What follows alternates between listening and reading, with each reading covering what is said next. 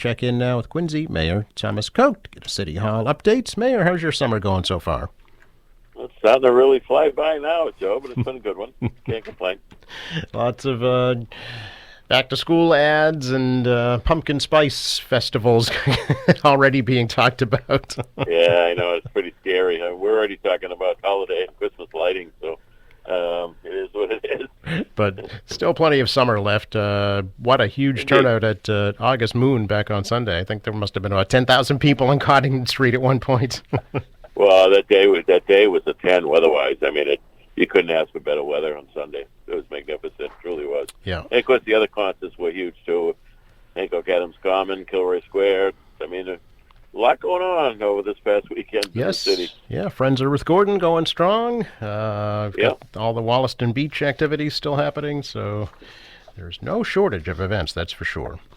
We have a vibrant city, and I appreciate all the efforts of everybody involved in this. I know John McDonald coordinates my stuff, but the Chamber doing the Kilroy Square, Philip Chong and the team, and the August Moon Festival. I mean, I could go on and on.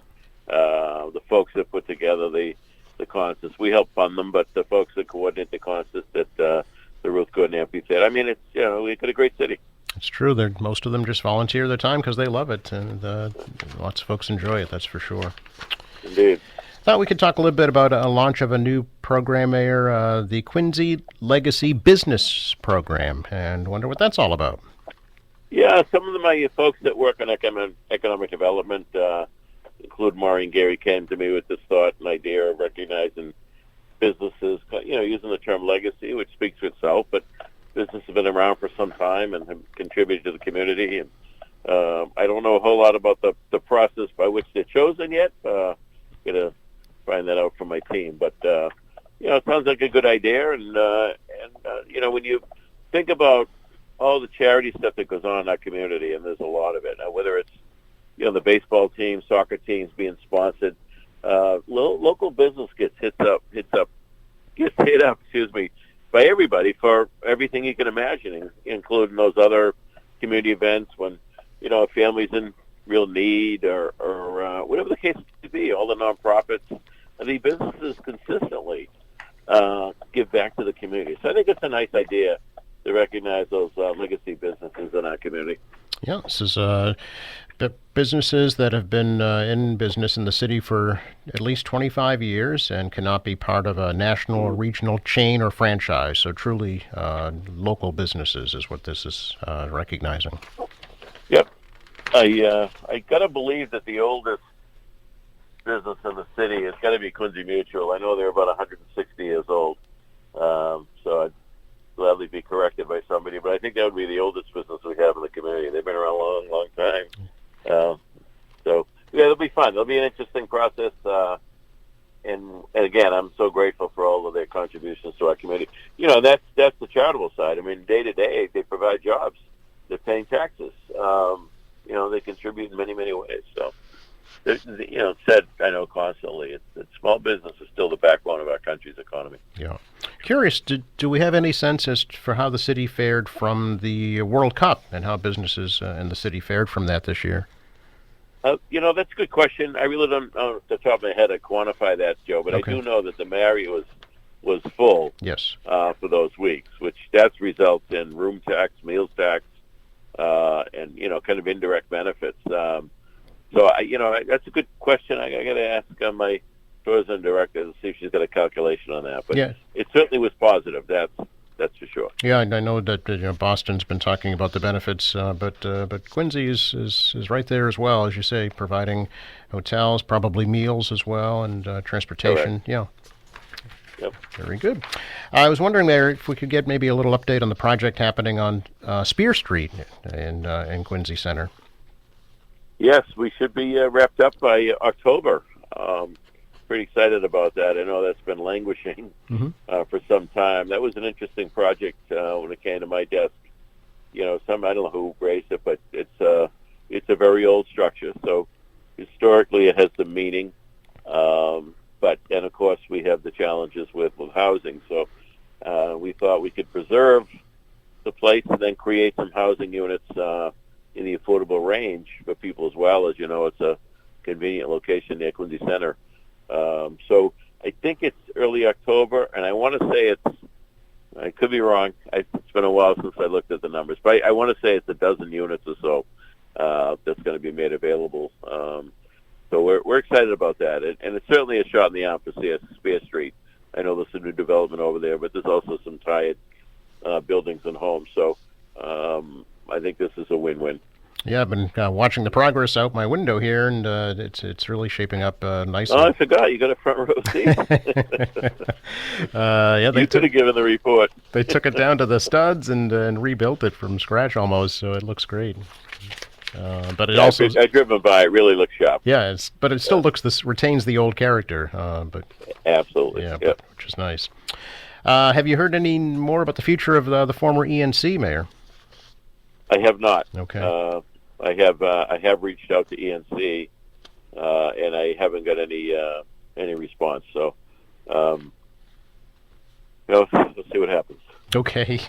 Stay tuned for that.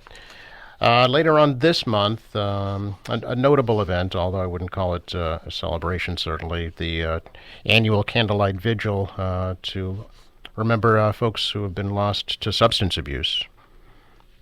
Yes, it's an annual tradition we've done for a number of years now. Laura Martin and my staff, she handles my world of addiction, if you will, issues related to the city. She helps a lot of people get into facilities and find beds and a lot of quiet work, and that's the way it should be in that world. But yes, for a number of years now, we ask people to reach out to our office with the names, and because we don't have a master list, Joe, of who passed from opioid addiction. It's a case of people reaching out and letting us know, submitting a picture and their name, and as you know, we put the names up there, the picture of the person, and it's very emotional. I think it's an unfortunate thing we have to do it, that's for sure, but the whole addiction issue has been a scourge in this nation for decades now, and it ebbs and flows, and it may be different type of drugs over the years, but this fentanyl chemical is really, really killing a lot of people.